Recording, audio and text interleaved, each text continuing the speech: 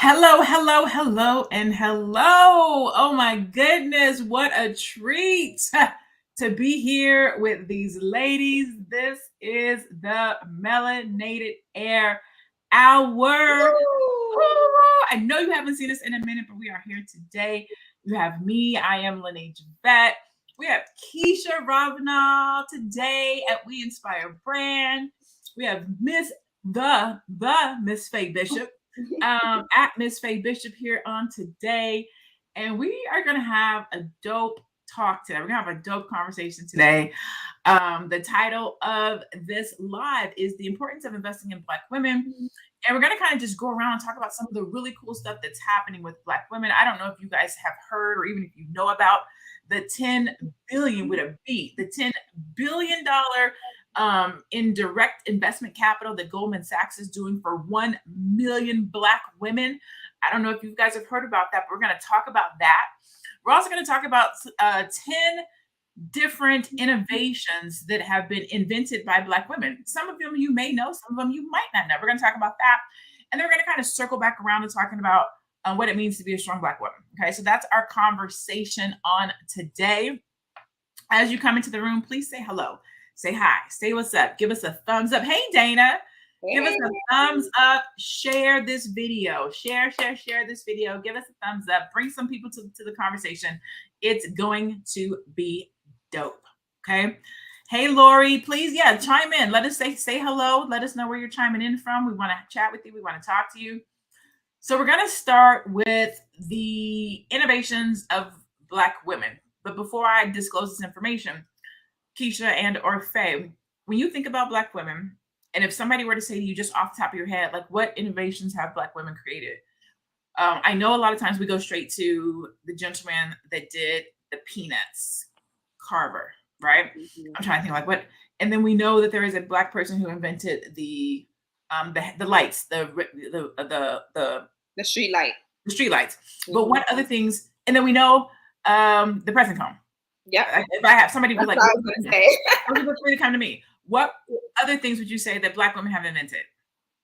That's what I was going to say, Renee. I was going to say the Madam C.J. Walker and the hot comb. The hot comb. That's what I was going to say. Mm-hmm. What about you, Faye? You're on mute, boo. On mute. Still on mute. I'm sorry. I don't know if many people know about Dr. Shirley Jackson, whose work, what should I say, early innovative work led to the creation of the, what was it? I think it was the caller ID, something like that. And then there's Alice Parker, who improved the heating furnace. She which was a space heater. There's Marie Britton Brown. She did home security. So there are tons of Black female innovators that, other than Madam C.J. Walker, that are out there and that we should know about because they have a lot of great achievements and contributions. Absolutely. So in looking at, let me back up. Sorry, I want to set this up properly. So as we're preparing for the Black PowHER Lifestyle Retreat, I'm always wanting to make sure that I'm crossing my T's and dotting my I's, right? So if we're going to be talking about the successes of Black women and we're going to be helping Black women to get this next level, we also want to show that the Black women who have done it before us, right? So in my research, came across this article that talked about these 10 innovations that Black women have done. And to Faye's point, one of them was everything good about your phone. If you did not know this, the caller ID and call waiting was invented by a Black woman, Dr. Shirley Jackson. Did you guys know that? Let me know in the comments. Did you know that a Black woman invented call waiting and caller ID? Jackson was the first Black woman to earn a doctorate from MIT. I didn't know that. She was the first Black female president of a major technology institute and went on to become the first Black woman appointed chair of the United States Nuclear Regulatory Commission. I didn't know any of that. They be trying to hide. They be hiding stuff from us. Like if more Black women knew the types of stuff that we were achieving, I think it would be more. It would create more inspiration for folks to get out of their head and get out of their way. Mm-hmm. The space heater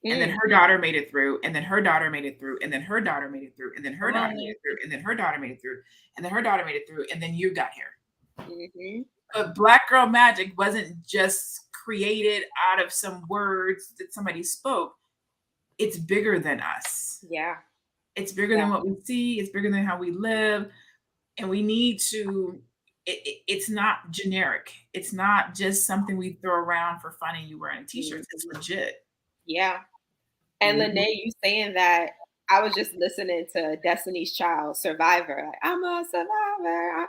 You know, and just hearing that, it's like, we come from generations of survivors, and now we are the survivors, because you have like a survivor, like that's what we're doing in this climate, right? Like, and then think about before, like how you said, they survived the slave ships, they survived slavery.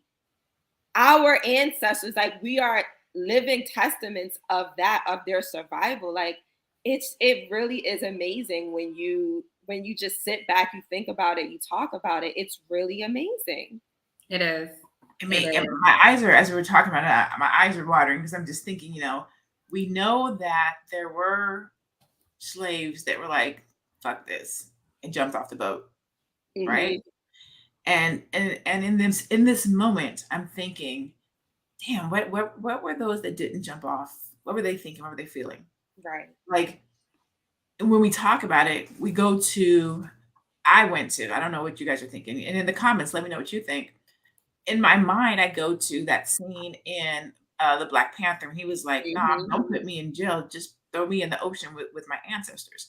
And we think that that's the brave thing to do. Like, just throw me in the ocean. I'm good. I'm not about to go over here. You're not going to disrespect me to do it. But the other side of that is the ones who did not jump and was like, I'm going to, like, what kind of mentality does it take to know, or maybe not know, what you're about to go over here and do it, and go through. And then when you actually land here and you're dealing with it and going through it, not kill yourself. Right.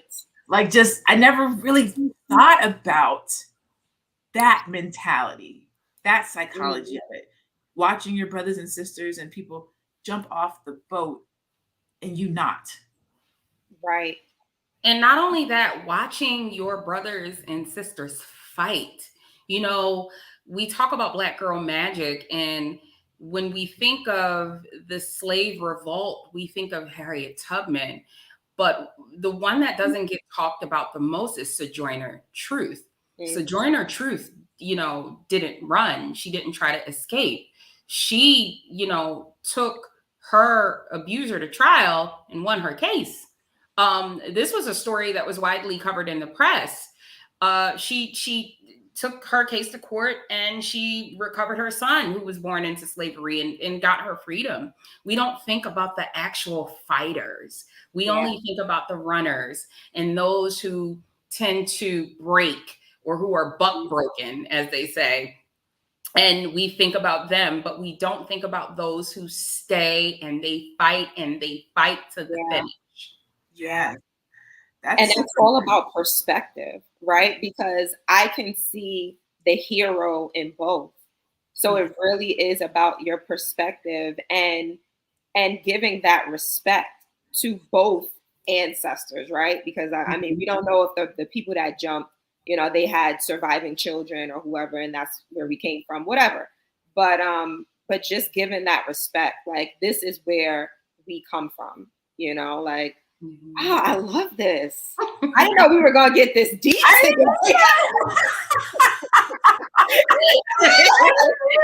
Oh my God.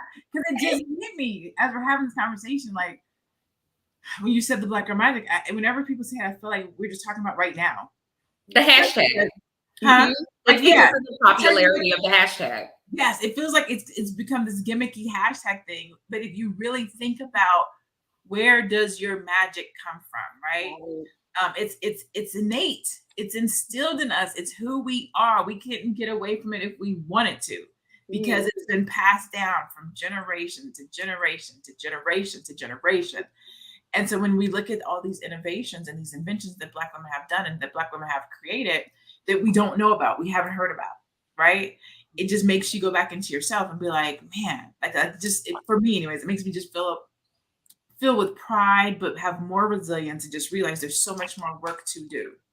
That's right. There's more that I can do. Right. You know what I mean? Right. And it makes me think like I have to continue fighting. I have to survive for the next generation. Like I don't have children yet, but I plan and I pray to God that I'm blessed with children. And it's like, just like the people before me that survived and fought for me, now I have to do the same for the next generation that's coming after me. Yes. Oh, Right. I love it. Oh my God. Okay. So with that, we start talking about what we have to do next. A lot of times it comes down to funding, right? And so we need to be invested in. We need to invest in ourselves, right? We need to invest in ourselves, but also there's this movement, there's this shift, because as Black women are being recognized, we're starting businesses faster than anybody else. We're getting educated faster than anybody else. We're doing these great things. Hello from Brooklyn. What's good?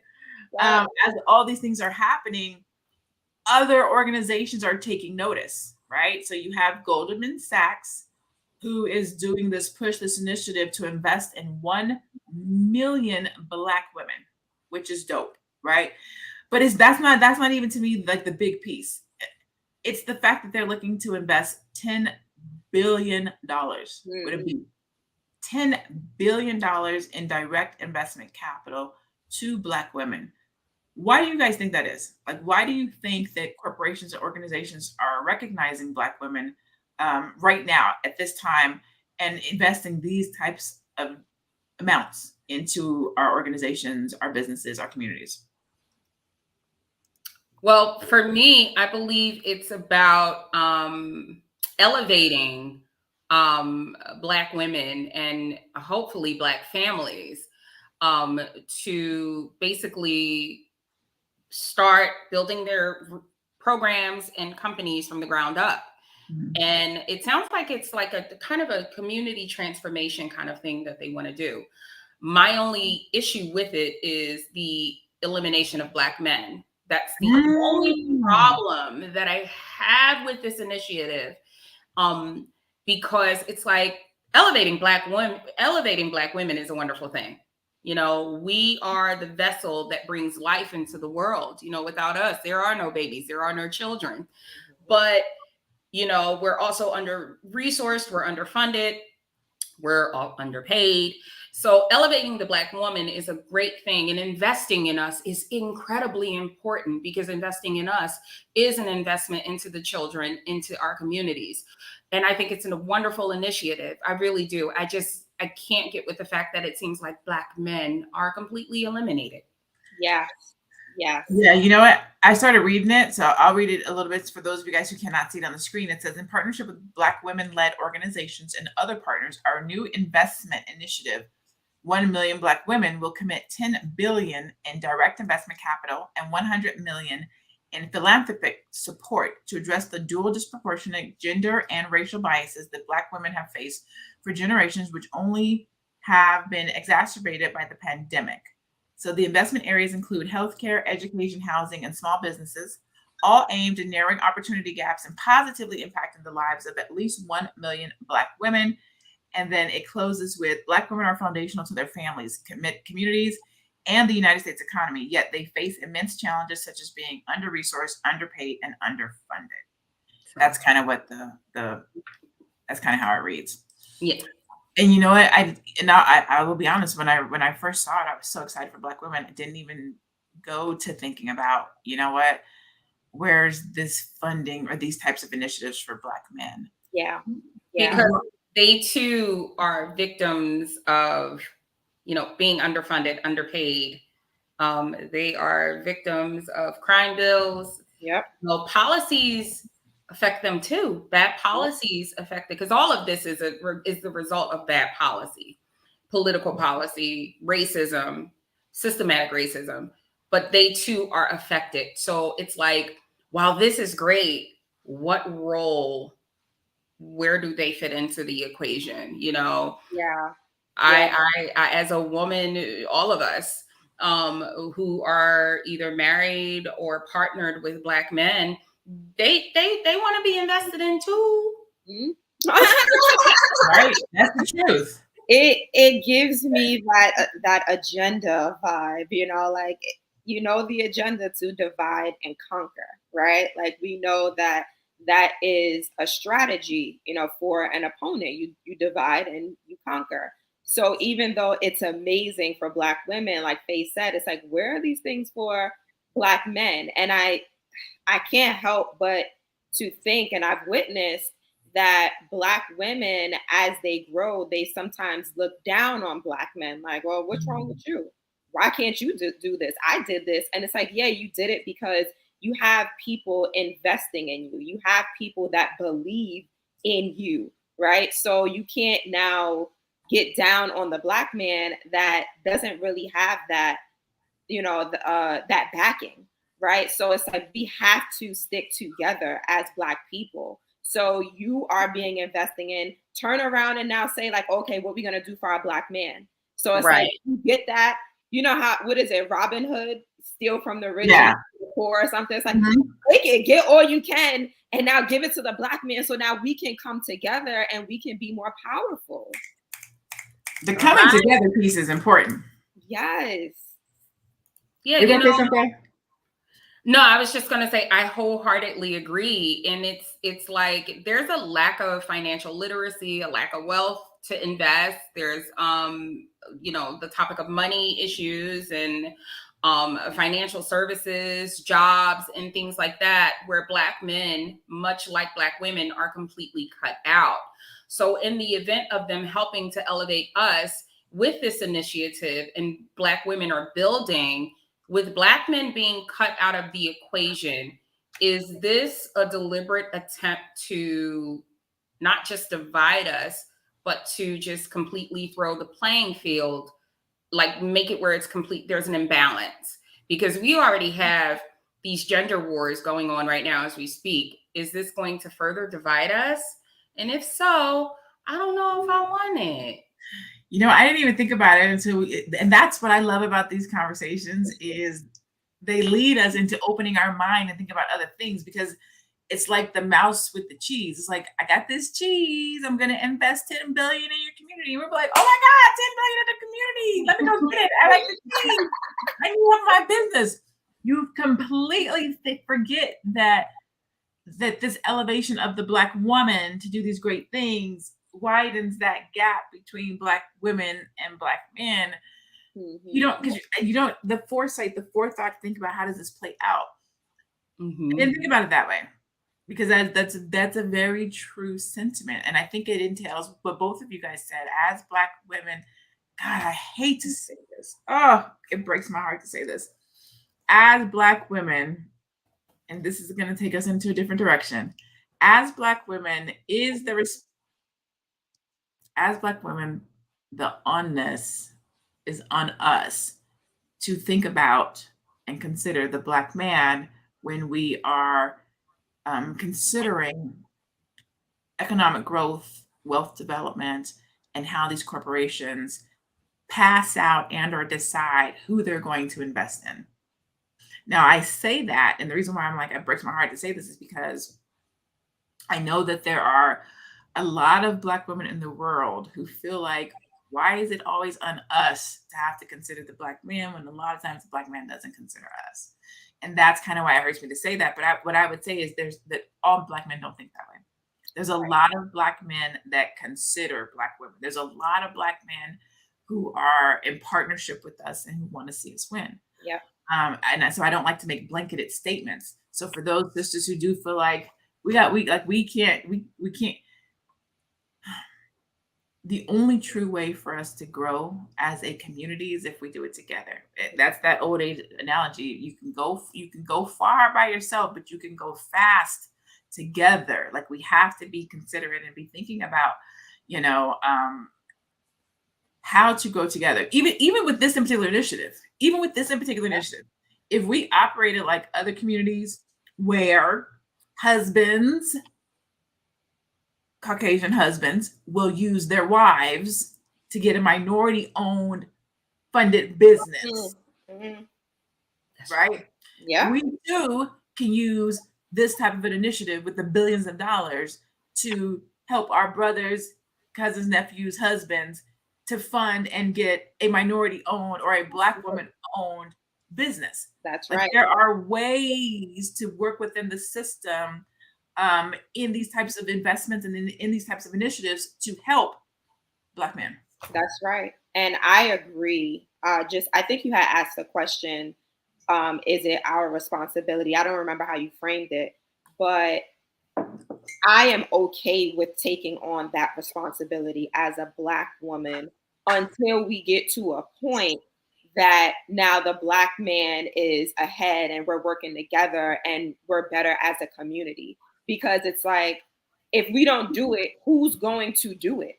Right? So it's like, if we are the only ones that can do it, then we got to suck it up. Like, F it. Let's make it happen. Right? Like, we got to make it happen. If we don't make it happen, who's going to make it happen? Because they're not handing out these things to Black men because they know what that can do to the community. They know how much that can elevate the community with the Black man, being the leader. So if we got to take it, if we got to take one for the team so that down the line, for the next generation, they could be good, then we just got to suck it up and do it. And we have to consider how Black people as a whole are just disproportionately affected by so much. Like, as a collective group, we are disproportionately affected when it comes to getting loans, being able, our debt is higher. It's just, even this past situation with the pandemic, Black men suffered just like we did. They struggled to stay afloat during the pandemic. There was a lack of financial support for Black men and Black women during the pandemic. And it's like a lot of people don't even understand how that, in addition to everything else that we've had to endure as a community, is going to affect us, disproportionately affect us in terms of our economic recovery. Mm-hmm. So it's like, thank you, Goldman Sachs. I'm all for this initiative. I'm completely for it. But you need to carve out something for our men too. But it is, and my question is the reason for you not doing that is because you would deem Black men as a threat if they were able to,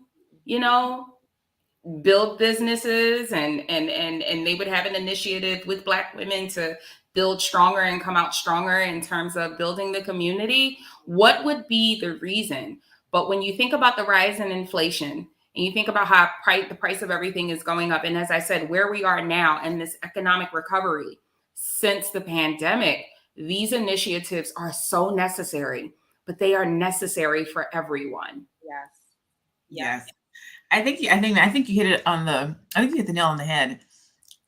Like, in real life, like, for real, no jokes, just for real. If the world or corporations or whomever were to give Black men an honest chance, funding, businesses, leadership, a way to provide for their family, stand on their own 2 feet, what do you think that would do to the Black community? Well, we would be a threat. We would be a threat. We absolutely would be a threat, which is why I see that they target the women, and target in a good way, not in a bad way. They target the women, give the women funding because they understand the mentality. Because now you're getting into like emotional, the psychology, right?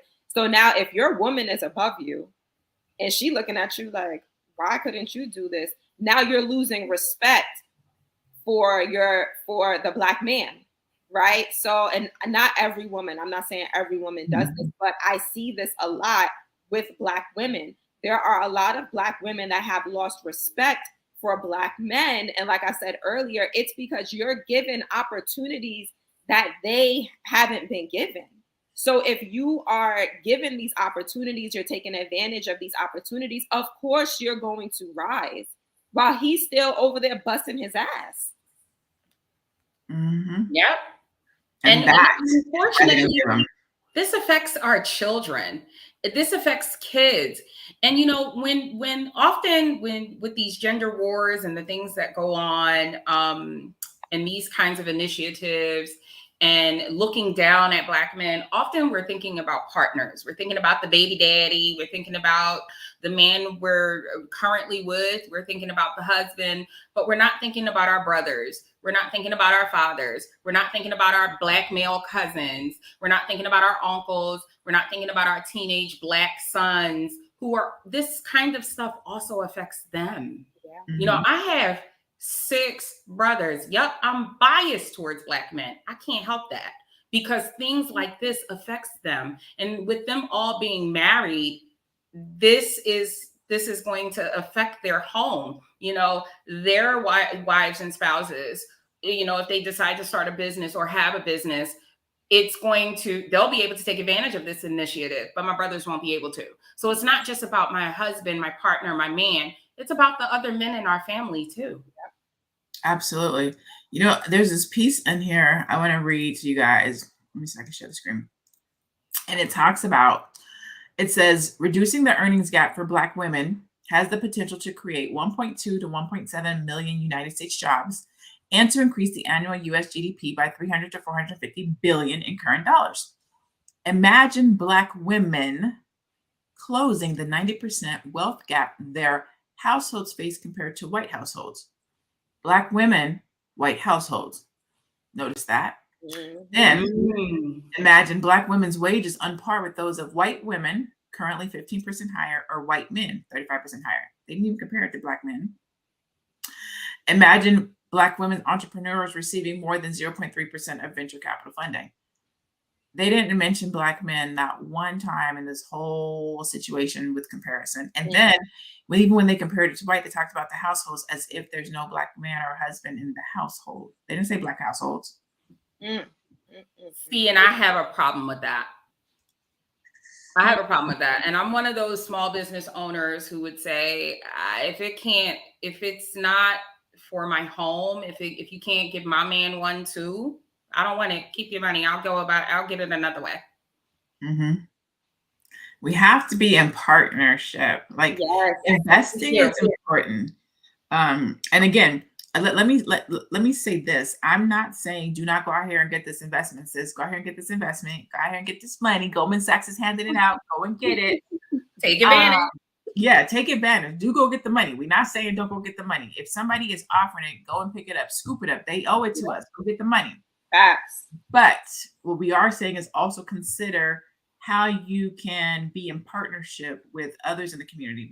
Be considerate of how this money can be used to help your nephew or your brother or your cousin or your husband in his business. So maybe you don't have a business. Maybe you aren't doing something. Put your name on a business with a partner with somebody where you can get funding and help fund.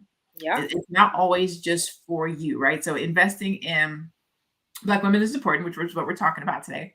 But it's not just important for Black women. It's really making the investment into Black people. Investing into the Black community is important. And even when we're talking, we had this conversation offline, but something that I've been noticing, and I was telling the ladies, is that when we think about investing, a lot of times we're only investing in one dimension of who we are and or what we do. Right. So a lot of times you will see people that will go and spend money on maybe a book or a course that's going to teach you how to make money.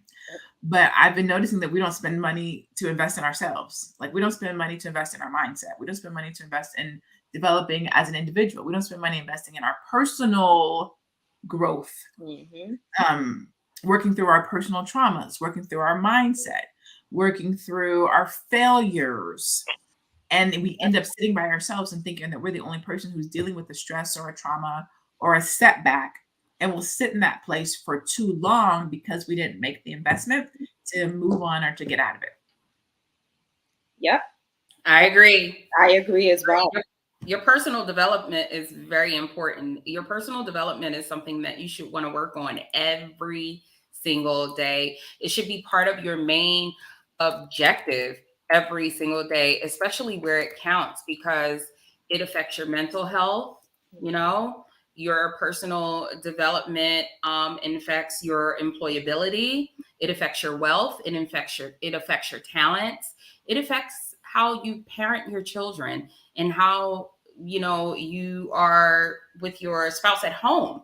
It's all about consciously making an effort to improve yourself when you participate in your personal development. And you have to invest in that.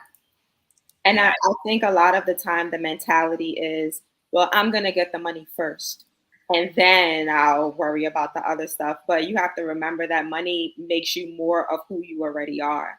So if you already are someone that is confident, that has a good mentality, that has been investing in themselves, been going to therapy, right? If you are already that person, then that money is only going to elevate that. If you are the person with terrible, and I think Lene mentioned this offline, terrible money habits, right? And bad mindset, and the mental health ain't right. Money is only going to enhance that. So like, you have to focus on you first. You have to focus on the mindset first. You have to focus on your mental health. And I consider myself a mental health advocate because I deal with my own mental health issues. I deal with anxiety, and I see how anxiety affects my business. So if I'm not dealing with that anxiety, then business is going to get cut off. Like, the money is not going to come in. So I have to focus on Keisha as the person first before Keisha as the business owner. Amen to that. Amen to that. That is the whole truth. That is the whole truth. It's one of the reasons why, or a lot of the reason why, I won't say one of, it's a lot of the reason why, when I sat down to come up with the Black PowHER Lifestyle Retreat, like most anything that I do, right? I'm always thinking about the end result. Like, what do people want to walk away with? Like, when I think about Black women specifically right now, and I think about the conversations that we're having, I think about the stuff that we're talking to our girlfriends about. Actually, let me come down here to this right here. And I came up with, I don't even know if you guys have seen this, but the conversations for the day or whatever, it's all around the conversations that Black women are having relative to where they are in life today versus where they really want to be. Right. And so when I put this together, I did day one as mind, body, and soul, and day two is liberation and legacy. Like, those are the two conversations that we're having. One, getting ourselves right, making sure that we feel good, making sure that we look good. We are talking about, oh my God, I'm trying to have it all. We're talking about, I'm overwhelmed. We're talking about, I'm out here, I'm being strong. I have to be the strong person, I have to be the strong friend, but sometimes it's hard. We're out here talking about, I'm listening to Black women talk about how great they are and how good they are and what they want. And literally right after saying all those things, they'll be like, but I don't think I can. I was like, but sis, you just said all these great things about yourself. And so we have a little bit of that imposter syndrome in us, just based on the world, based on trying to sit at certain tables, based on the jobs that we have. And so there's this lifestyle ideology that we have that we want to go after, but there's some elements, whether those are traumas or things that are in our head that are keeping us from them. Then there's this other side of us where we want liberation. We don't want to be tied to a job. We don't want to have to live paycheck to paycheck. We want to be thinking about our future. And so, conquering the corporate ladder, if that's something that you want to do, that's what's, those are conversations that we're having. But also, how do you move up and secure the bag? Whether you're an entrepreneur, an employee, people want to make more money, right? There's this understanding of credit that's happening. We talk a lot about increasing your credit. So one of the conversations we're having is master the world of credit, how to join the 700 club. But that's not enough. You have all these people who get to 700 credit scores, but then they don't know what to do with it. So you have a 730, and all you're thinking about is, I'm about to get a low interest rate on my car. Don't nobody care about that. I mean, you might. But really, how can you leverage having a 730 credit score?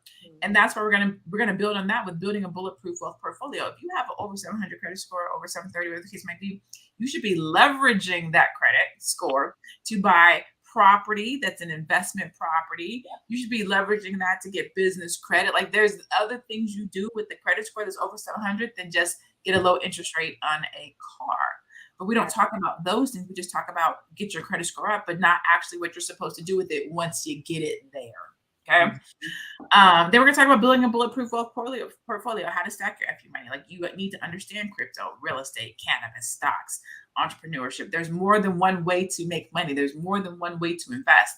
And a lot of times people only push one of those initiatives. And so we're gonna talk about the various ways that you can invest, as well as planning for your future, protecting your financial assets. We need to have a real talk about life insurance. A real talk. You can change generational wealth with one life insurance policy, just one.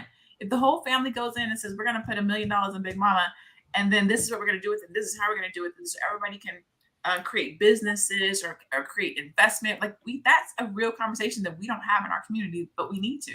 Yeah. Financial planning, estate planning, understanding the difference between a will and a trust. You need to know this stuff. And so when I think about these topics, when I think about what I'm going to be creating for the community, I'm always consistently considerate of, where are we struggling? What conversations are we not having? What should we be talking about? And then how can we have these conversations in a manner which is safe so that people feel comfortable talking about it without feeling attacked, but they're actually getting the knowledge. Oh, and I skipped over alpha femininity because I didn't mean to skip over it, but that's one I just feel like we need to have. There's so much in the news and social media right now about high value, low value, what men want, what women want. And I feel like we just need to have this conversation, like a legit, real conversation about what it means to be an alpha woman. And I don't feel like alpha females should be penalized for being strong. We've been given this strong Black woman narrative, and then sometimes we choke on it, but it's not intentional. It's not, we shouldn't be penalized for it. And so I want to have a really deep dive conversation about, what does that look like? What does that mean for us as Black women?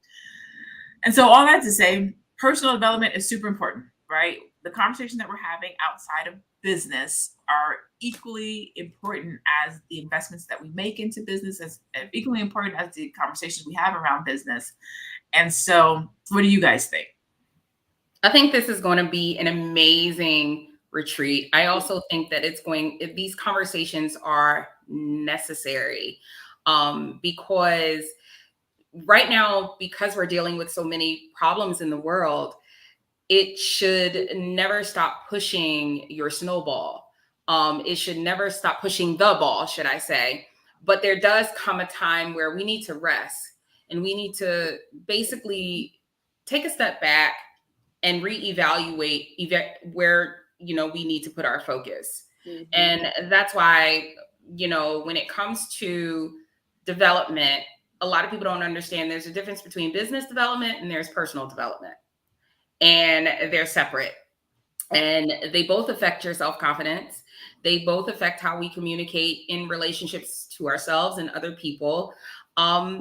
It's necessary. I can't wait. I'm excited about this. Me too. Me too. Excited. Yeah. And you going through the list, it's like, oh man, that's going to be dope. Oh, that's going to be a good conversation. And Faye, you mentioned the word rest.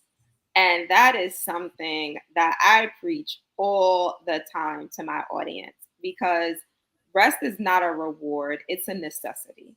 And I have to tell myself that, because when I embarked on the entrepreneurship journey and becoming a full-time entrepreneur, I felt like, oh my God, like I just have to like work. I was Rihanna, work. That's who I was. And I ended up crashing and burning, right? Like I was burnt out. And it's because I didn't prioritize rest. So when you're able to rest, and when you're able to work on yourself personally and not just as a business owner, you get to show up as your best self. So how much better will you be as a business owner when you're well rested, when you've worked on your mental health, when you've worked on your mindset? So this is why you have to prioritize these things, because you want to be this dope business owner, right? But you're not going to be the dope business owner if those things are not in place. Yes, I agree. And I like that, Lene, you added the alpha feminine, the myth of the alpha, the strong Black female, because that is something I'm going to be so happy to talk about, only because the strong Black woman tag, I feel, wasn't something that we gave ourselves. I believe those who played the role in dividing us gave us that tagline. I don't believe Black men gave it to us. Black women didn't give it to Black women. Those that are responsible for this great divide going on, that's who did it. And because Black women are so emotional, we're emotional creatures by nature, and we're also very nurturers. We kind of took that and we went with it, and we started doing our own thing, almost to the point where I feel as though we get up every single day and we go out of our houses and we lead with being that strong Black woman, meaning we're not allowed to cry. We're not allowed to be sad. We're not allowed to rest, as Keisha brought up. We're always got to work. And when we're not working, we're doing everything else. We're being the brains in the family. We're being the person that's taking care of everybody else instead of taking care of ourselves. So that's a conversation I can't wait to dive into on this retreat. And that's why it's so important that you check on your strong friends. I always say all the time, check on your strong friends, man, because as Black women, we have this exterior that we walk around with, and this mentality and this face that's always like this, and I got it, and I'm gonna get it in the mud, and it's gonna be good, and it's gonna be cool. And then we will come home and be like, this shit is hard. And sometimes we don't check on our strong friends, and they will be going through stuff, but you won't know it, you won't tell it, you can't see it, because we have to still be the strong Black woman. Dana Lambert said it's the mask. Yes. And so the reason why I put that conversation on there is because I've been talking to so many Black women lately who feel like their mask is cracking. And they're like, why do we have to be this strong? Like, why is it that we have to be this strong? We are, thus said, the most disrespected, the least protected. And that's literally why we have to be the strong. But then on the other side of that, we get penalized for being the strong. So it's like we've been put into this position and situation to be strong, but then we get it's used against us. And so that's why I'm like, we need to have this conversation, because there's some freedoms that need to happen. And that's why my theme has been relax, relate, release. I know we joke about it because it was like one of my favorite episodes of A Different World when Debbie Allen was like, telling Willie, relax, relate, release. But it's the truth. Like, we have to take time to relax, right? But I think it's important when we start talking about relating, you have to know that you're not by yourself. You have to know that there's other Black women that are going through this with you. You are not alone. Like, we're more alike than we are different. But it's not just the relax. It's not just the relate. The release is equally important. And we walk around with too much trauma. That we do not release. And that's what makes the mask so heavy. And that's what makes the strong Black woman syndrome so difficult and hard sometimes, is because we miss the release. And I would just add that the people that gave us the title, the strong Black woman, they also gave us the characteristics that come with it, right? So like, we have to be these people or these women that, we don't cry and we boss up and we do all of these things. But contrary to that, there's strength and vulnerability, which is what they didn't tell us that the strong Black woman is. So the strong Black woman is the woman that can be vulnerable, that can release, right? Break down, you cry, you wipe your eyes, and then you get up and do it. But you need that release in order to build up your strength. So I want my Black women to be vulnerable. Listen, I go and I tell all my business to my friends, my mom. I was telling y'all my business earlier. I don't care. Like, look, I'm overwhelmed. I'm planning this wedding and I'm doing this and I got this going on, because I need to release, because I know once I release, it's like, oh, I feel better. Let's get up and let's conquer the world. Right. But we need that. You know what's crazy, and it's what's interesting about what you said about the release and those who gave us the moniker of the strong Black woman.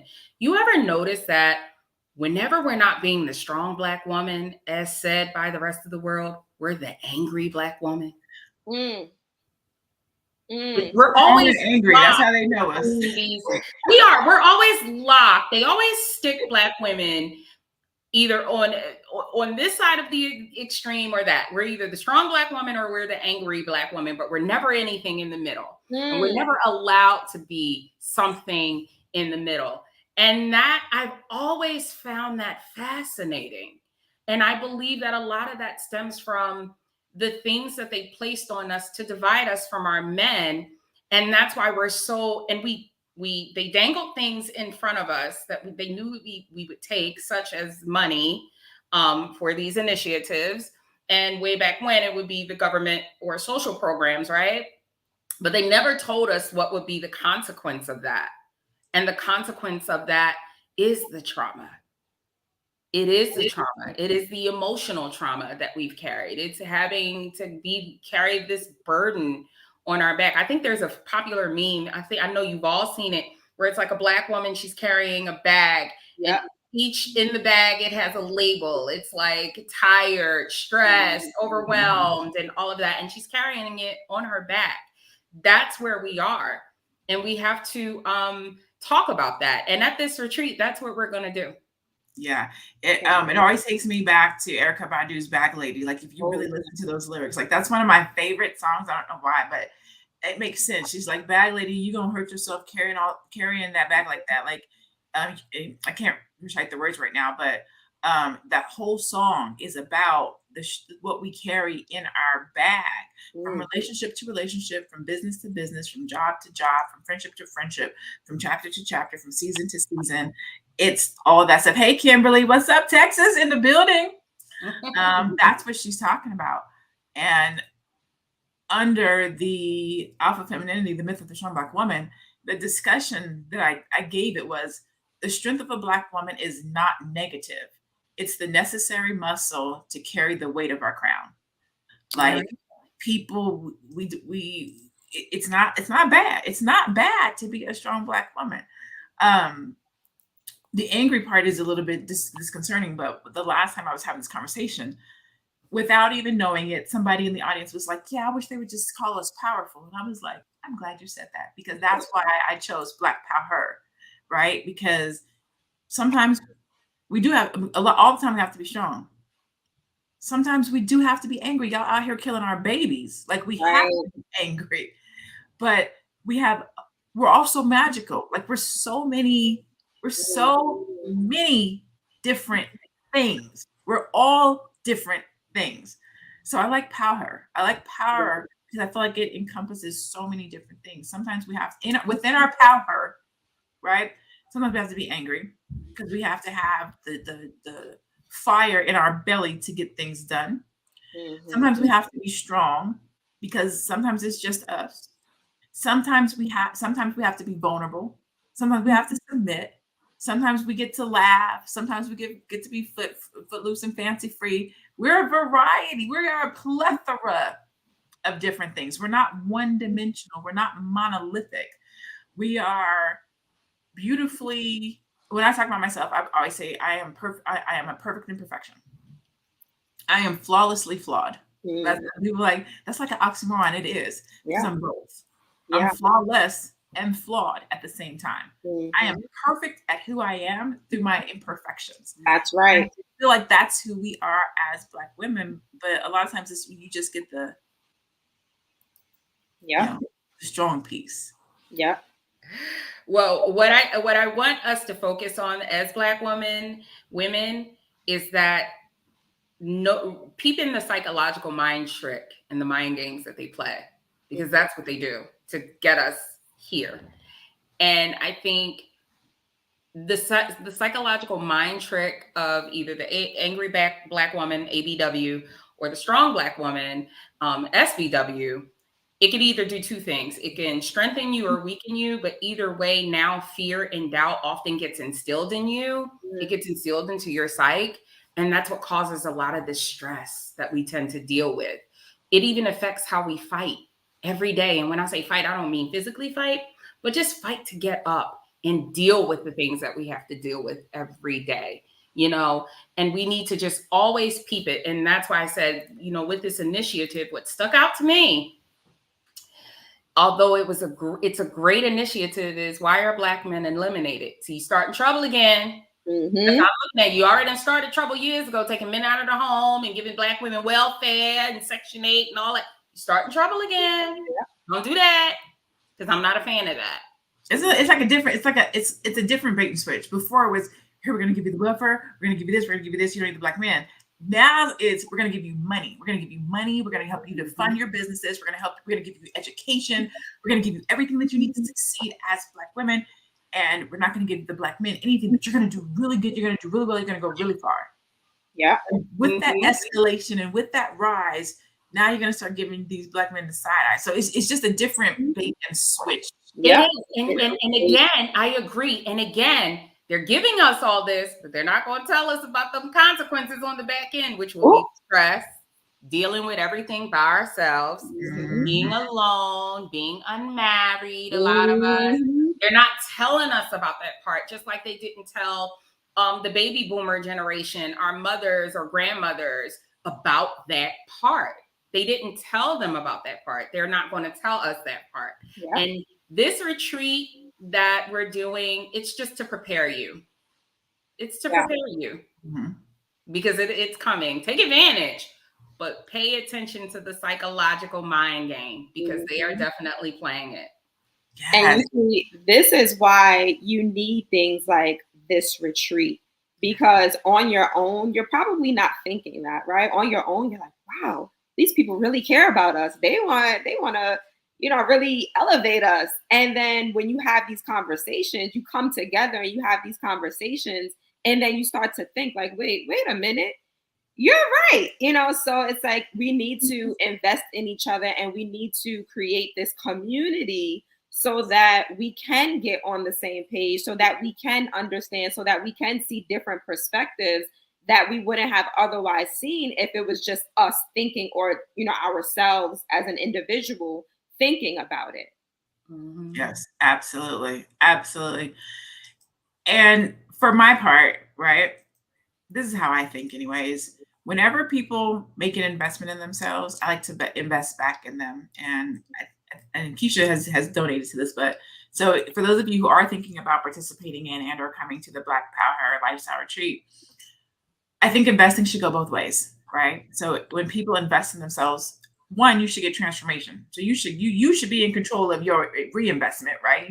You should, but also I feel like you should feel like you got something back from that investment. And so my gift to those that are investing in themselves, we're giving away over $2,000 in between cash and, I don't want to call them prizes, but like gifts. So between cash and gifts.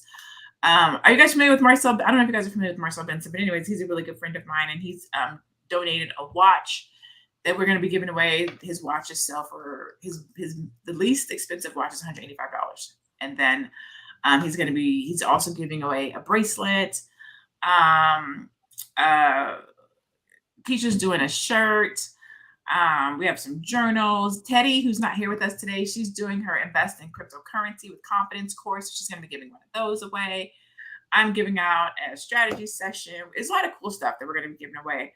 But what I want you guys to take away from this conversation is that not this conversation, but this in particularly right here, right now, is that right now we are doing the 48% off for 48 hours. Looks like there's a day left right now. There's still like 48 plus 5 hours, like 53 hours left. No, 24 plus 5, 29 hours left. So 29 hours left in the 48-hour sale, where you get 48% off of the investment into you. So general admission is just $99. So it starts off at $99 to get in the room.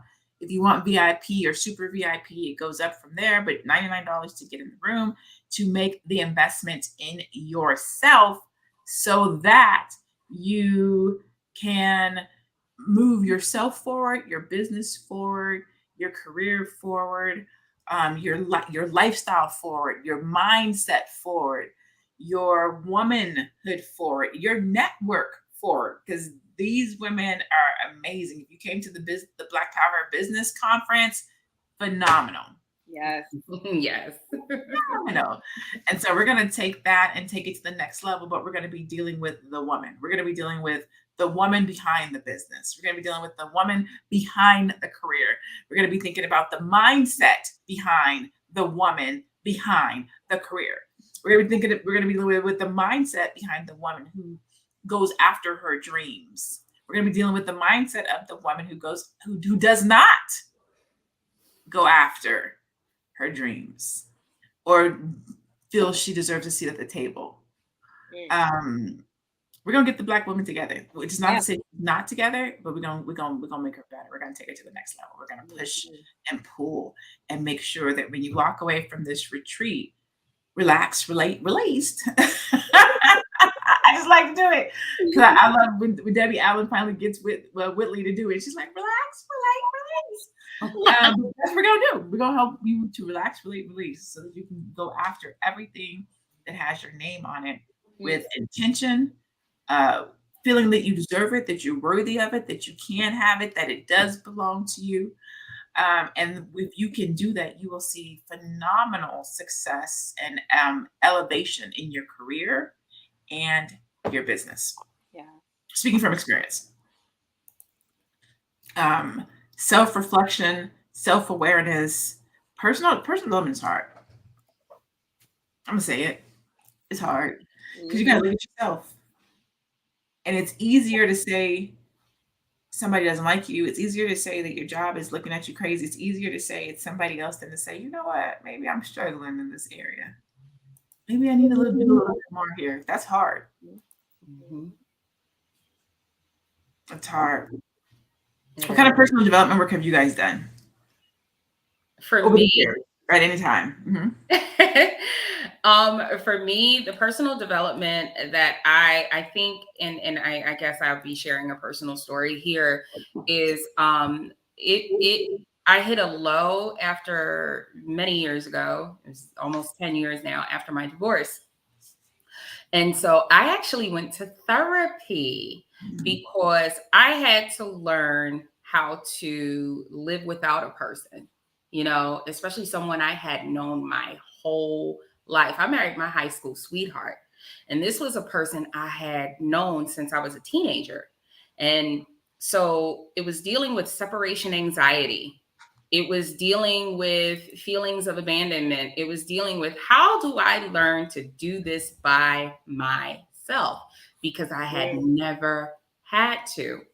And so for me, I had to learn to get my self-confidence back up and started believing in my abilities, you know, how to take action alone and how to make better decisions. If there was an adaptability factor, you know, learning how to adjust, you know, quick and easy to new things, a new way of life. It was me learning how to trust myself again. And more importantly, it was me investing in my own personal emotional needs. I was so used to someone else doing it in addition to myself. I didn't know how to do that alone. So that was the personal development that I had to take initiative. And in order to take back my power, in order to take my power for the first time in my life, you know, so that was the personal development that I needed to do so that I could proceed for it to become like, you know, the Faye Bishop that sits before you. Oh, I love it. I love that. And my story is similar to Faye's. My first engagement, which ended in 2019, I was on and off with my ex for about 10 years. We were college sweethearts. So we met my freshman year in college. So from 18 to 30, he was pretty much all I knew. I mean, we were on and off. So I dated like in spurts, but nothing, like I never like had an adult relationship other than him, you know, up until that point or up until this point. And when we called it off, I had to go through this self-love journey, you know, how to love myself unconditionally, how to validate myself, because I was looking for validation externally. And even though that's cool, right? Like, we're humans, we do want to be validated, but it's important to validate ourselves first. So when I learned how to do that, I went through this healing process. So like Faye, I went to therapy. I was like, look, I need a therapist ASAP. I know I need a therapist. So I went to therapy. I was journaling. I got into meditation. Like I was doing all of these things in order to elevate myself on a personal level. And I really got to know myself. I got to know my likes, my dislikes in men, you know, because I'm like, well, eventually I want to date again. And that's something else that I was scared of, right? And that's how I came up with the I Am Enough t-shirts, because I really didn't feel like I was enough. Like looking at the world, you know, in 2019 with social media, and like I thought like these men wanted women with like big butts and like big boobs, and I was like, I don't got none of that. Like I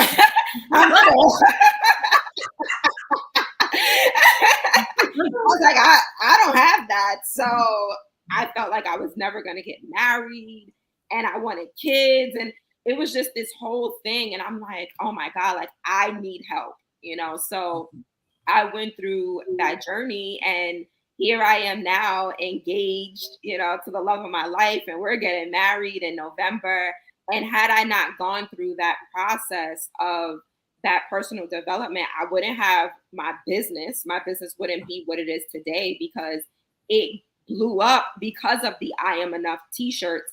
And then I went on to teach other people how to start their t-shirt business using their passion and purpose. So it wouldn't be what it is today without that self-development journey.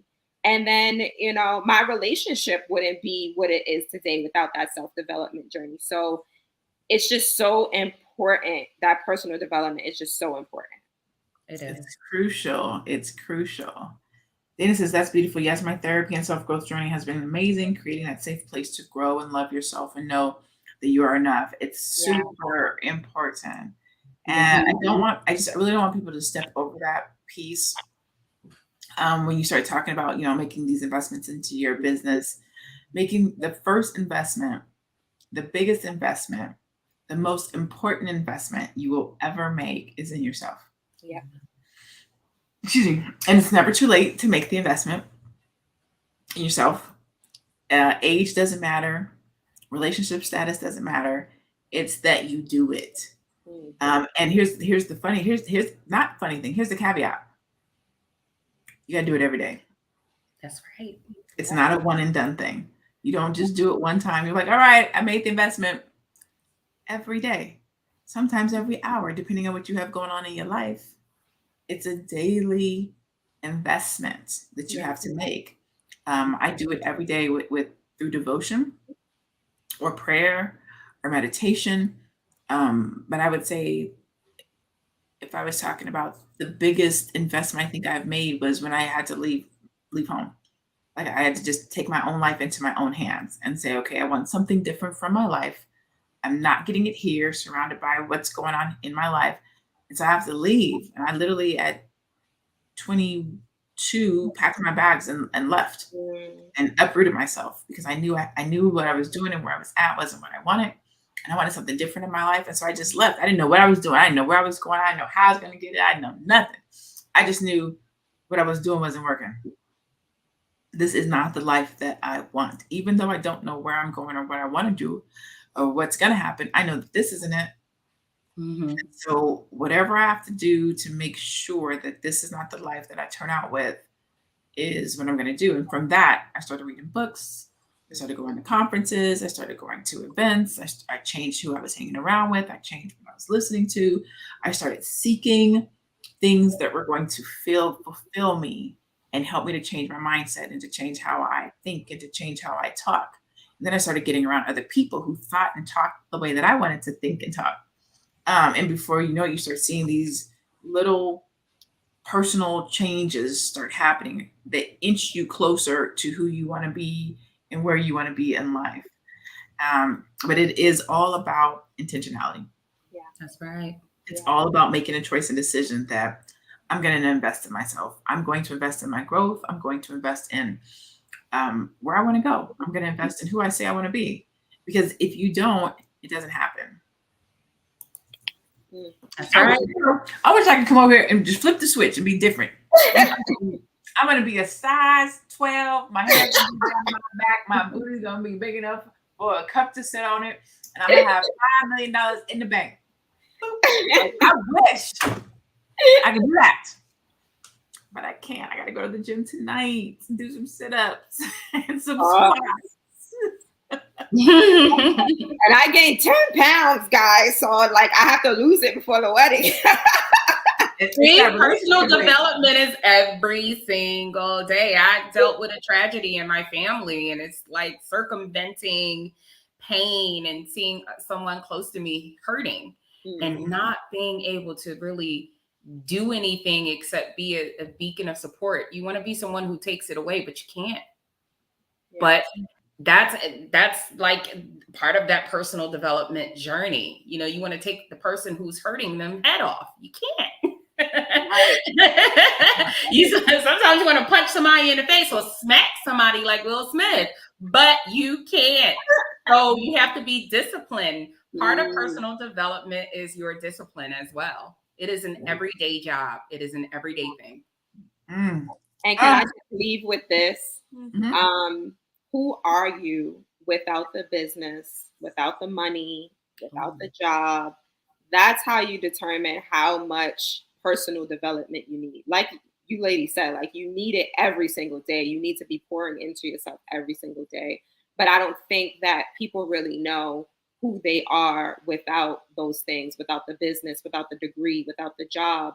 And you really have to dig deep and say, who am I without these things? Because they allow these things to define them. So I feel like that's a place that you can start. Like start there. Who are you without these accomplishments and without this money? I think we're gonna end on that. I think that's I mean, that says it all. That's pretty much that Shum did it up right there. That's a good way.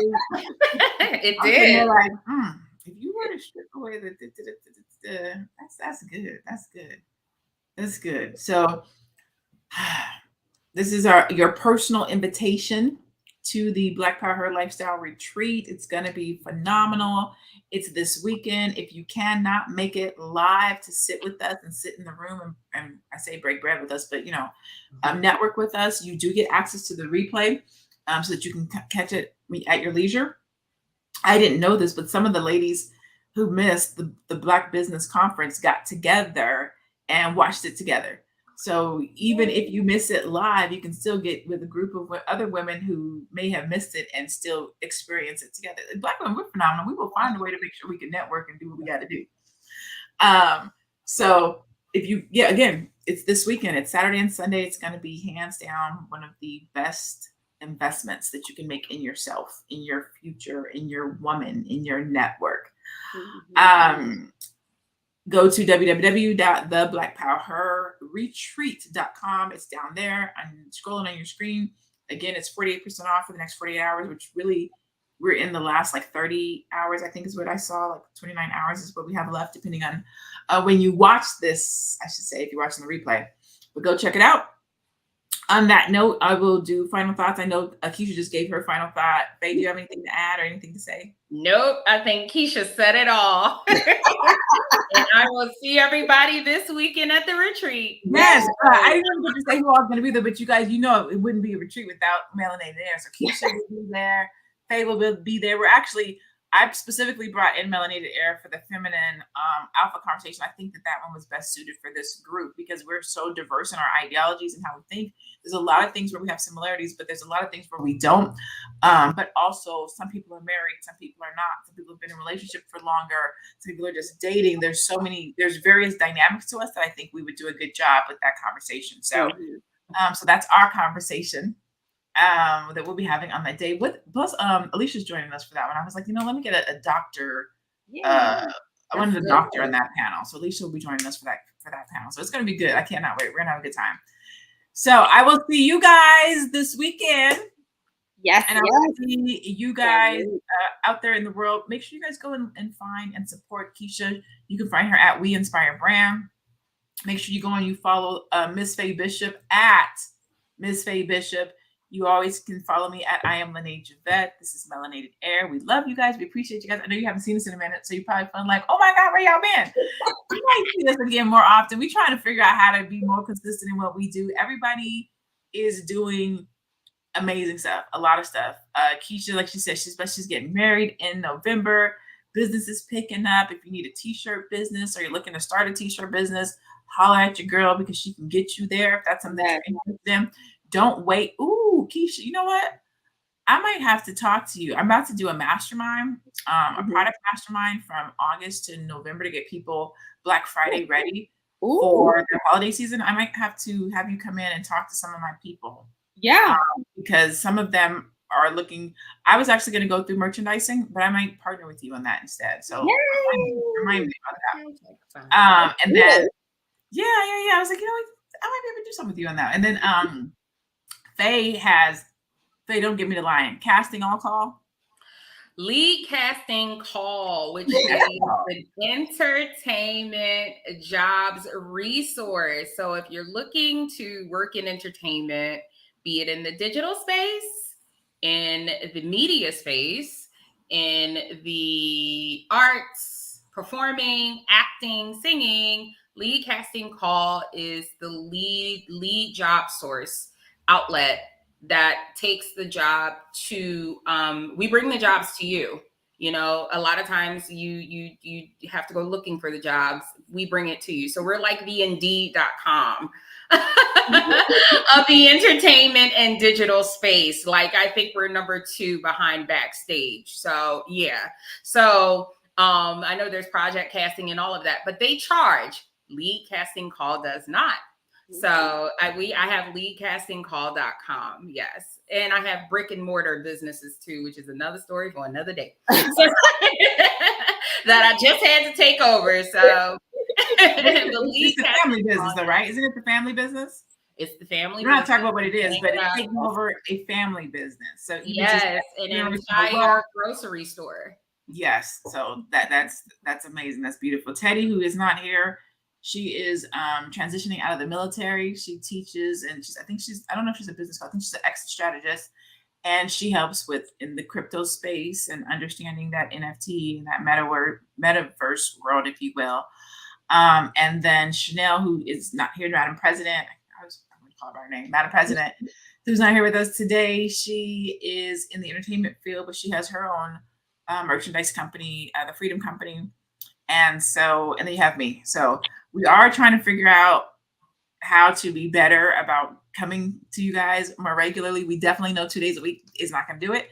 So we're trying to figure out how to do maybe an end of week wrap up where you can get us all and we'll just hit some different topics. Kind of like what we did today. We hit a couple of different things, right? So we were able to keep a good conversation going, speaking about a variety of different things. And so that's what we're thinking we're going to do with Melanated Air going forward, is like an end of week wrap up where we can at least commit to coming before you guys once a week and talking to you guys and giving our perspective on some different things that are happening in the world. So with that, we bid you farewell. We thank you. We love you. As always, continue to be blessed, stay Black, and be one. Peace. Bye.